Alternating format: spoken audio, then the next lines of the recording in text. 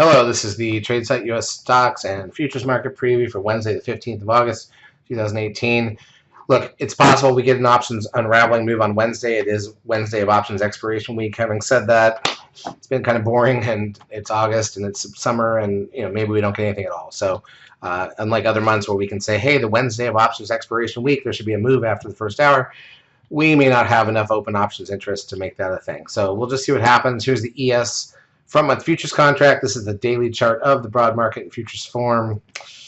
I mean, we're sitting where we were a month ago, and didn't do a lot today. We were up a little bit by the end of the session. Obviously, NASDAQ looks higher. Let's go through the major indices, and then we'll just talk about what we have. So crude oil was at closed the day at 66.79. That's down a little bit. Gold down 4.1 at 1196.60. That's a new closing low for the year on gold. S&P cash.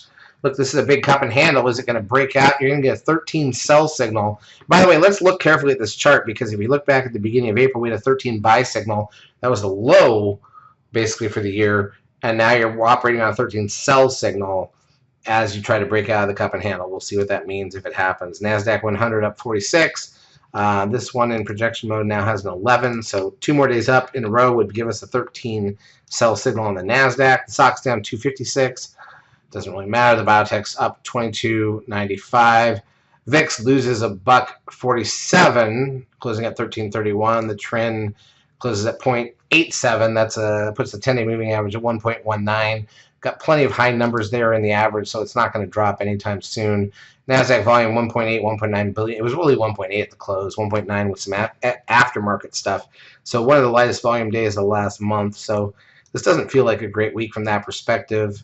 Advanced decline ratio on the NASDAQ, which is very negative on Monday, is now positive 766. On Tuesday, it was positive 1294, which is one of the best in a while, best for the last almost 2 months on Tuesday on the New York. Google gains 950, still not a new closing high. Apple up 88 cents. Netflix down $3.82.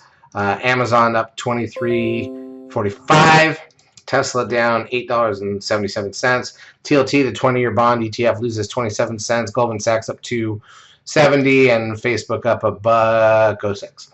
So that's that. Let's look at the intraday action. So, we gapped up a little bit. Here's the ES. We gapped up. We tried to pull back after it was a boring first 45 minutes for sure. One candle down to try to pull back and fill the gap. That didn't get us anywhere. Rallied after that, and then by the time we head into lunch, that's it. The next 5 hours are completely dead. The NASDAQ side about the same, except for on the NASDAQ side, we opened, then we dipped, we filled the gap and lower, and then we came back. By the way, note the 13 buy signal on the NASDAQ side over the last 2 days. So that nailed the low on the NASDAQ side. We didn't have one of those signals on the ES. But again, these signals keep nailing the highs and lows as they should. That's why this stuff's so important. All right, so in terms of economic data, coming out on Wednesday, we've got retail sales now before the bell, along with Empire State Manufacturing Index, preliminary non-farm productivity, and preliminary unit labor costs. 15 minutes before the bell, we've got capacity utilization and industrial production. 30 minutes before into the market at 10, we've got the business inventories, NAHB Housing Market Index. Crude oil inventories now are in, and the tick long-term purchases at 4 p.m.